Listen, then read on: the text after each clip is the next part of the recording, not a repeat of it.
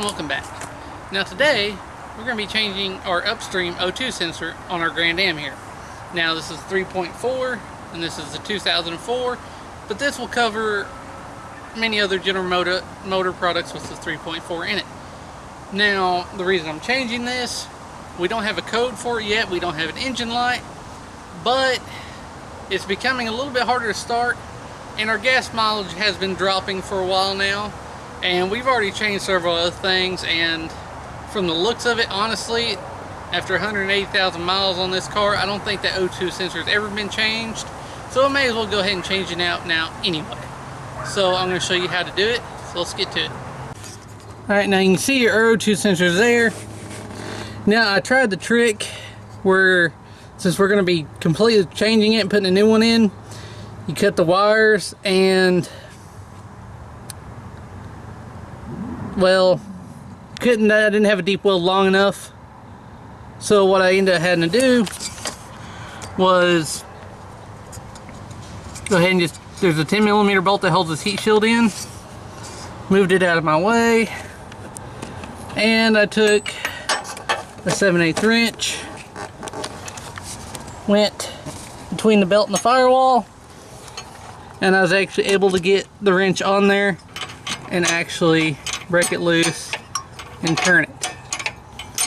Now, there's probably a better socket wrench for it, but I don't have one.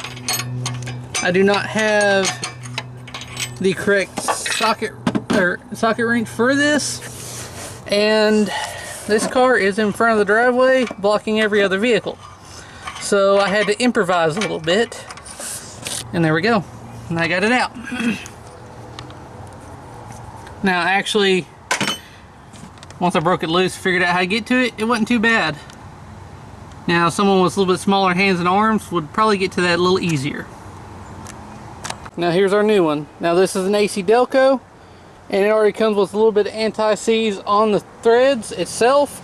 Now if you get a different brand, be sure to look. You do need anti-seize on the threads, so make sure you have it. And now we're just going to go down and install this. Just going to get it in there and tighten it down by hand. Now sometimes that wiring harness will get in the way. This is probably the tightest fitting O2 sensor I have done yet, but once figured out how to get in there, it wasn't too bad, and I got it down as far as I can by hand. Now I'm going to have to use the open end of my wrench to tighten it down, and that won't be too bad. Just gonna up in there and make sure it's good and tight.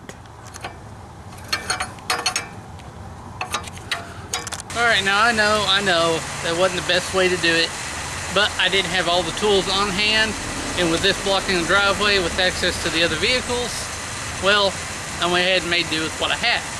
I had to improvise, and sometimes that's what you have to do.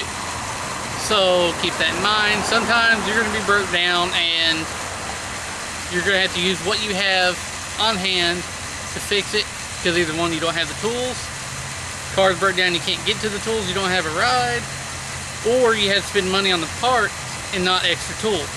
So sometimes you do what you have to do. Now, using the right socket wrench, this could have been a lot faster and easier, but as again, we improvised and did what we had to do. But also, doing something like this every once in a while doesn't hurt anything. Car's put back together, everything's put back together right. Now on the heat shield, I only had one 10mm bolt to take out, and there's actually supposed to be two, so I went ahead and put one back in on the other side as well. So keep that in mind. But it's running well, running better. There's no engine lights. Everything is running well on the car. And hopefully this video proved helpful to you. If you're not subscribed, go ahead and subscribe. And as always, thanks for watching.